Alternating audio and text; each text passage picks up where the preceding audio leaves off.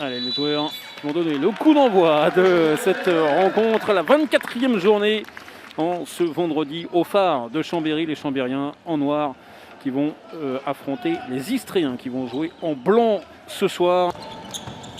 Là, avec Costoya, là il était à 10 mètres et il a envoyé une belle patate pour le plus de Chambériens.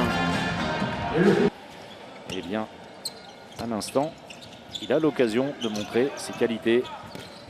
C'est Gonideos qui signe son retour. Attention, hein, ça commence à devenir compliqué également au niveau comptable pour Istres. 10 minutes encore à jouer dans cette première période. Alex Trita, toute la puissance. Et Maroki qui demandait une faute. Qui va sans doute voir les 2 minutes. Ouais. Ouais, c'est dur pour Maroki qui s'est retrouvé un petit peu coupé en deux. Ça n'est pas forcément volontaire, vous ferez votre opinion, on l'a revu, mais il y avait inscrit 3 buts. Ça fait 9-2 maintenant. Oui, c'est lourd. Et Benjamin Richert. Ouais, voilà, il en faut une parade pour Arnaud Tabaran. Il est allé le chercher. Celui-là, on disait tout à l'heure qu'il profitait aussi de l'agressivité de sa défense. Là, il ne le doit qu'à lui-même. Cet arrêt-là, superbe parade. Les Chambériens marquent assez facilement. À l'inverse, ils sont en difficulté en attaque. Heureusement, ça s'ouvre pour Maroki. Oui, parce qu'en plus, ils sont en supériorité numérique, hein, les Istréens. Mais c'est surtout clairement sur l'efficacité du jeu, de la mise en place du jeu. C'est bien lâché par Bascas. Parfait, bien lâché par Fiorentil.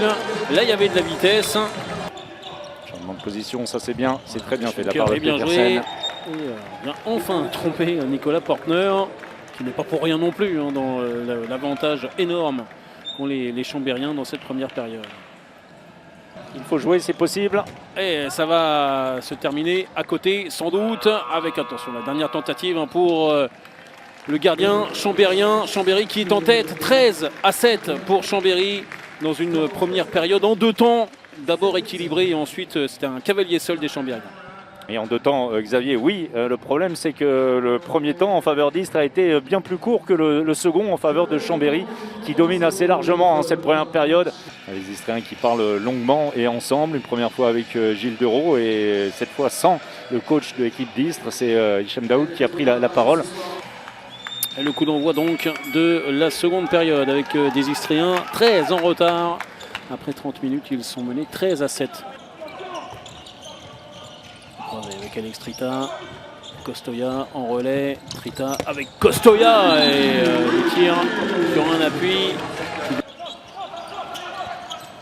Guillaume va aller chercher l'autre ailier, c'est bien joué. Hicham Daoud, voilà, là il y a du mouvement.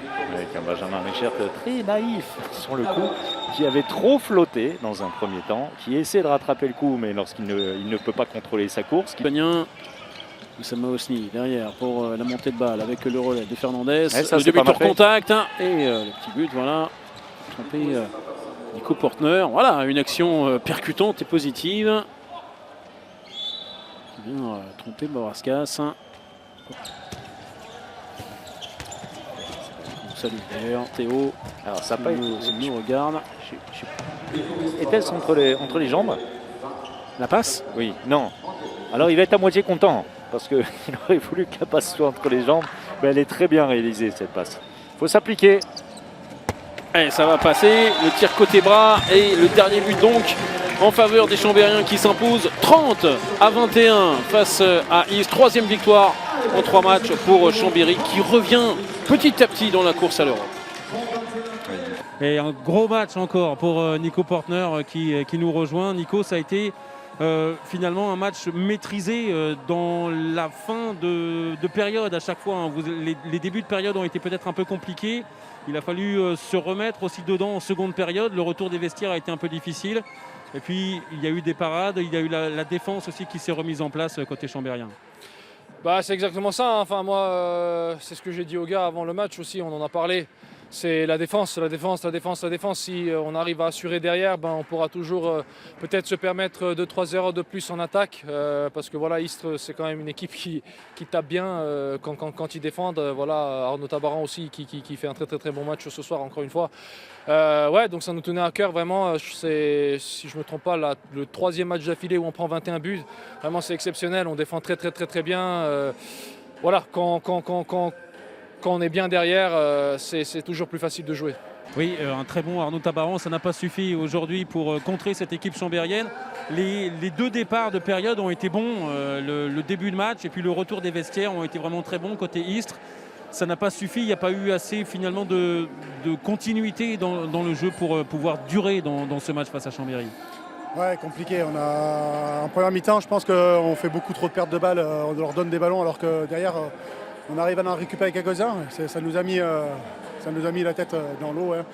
On a eu du mal à reprendre le dessus après. On a baissé un peu la tête et on fait -6 à la mi-temps alors que je pense qu'on a fait des erreurs de KD de moins de 15. Hein. C'est incroyable. Donc c'est pour la première déception. Après, en deuxième mi-temps, on a essayé de remettre un peu de rythme un peu pour essayer de revenir dans ce match. On l'a fait pendant 10 minutes et après on s'est écroulé sur 2-3 shoots. On rebaisse la tête. On était trop fragile ce soir. On a fait un match très médiocre quand même. C'est dommage parce qu'on était venu ici pour essayer de prendre des points et on n'a pas su le faire. Chambéry était trop fort défensivement et je pense que nous on a été trop faibles surtout.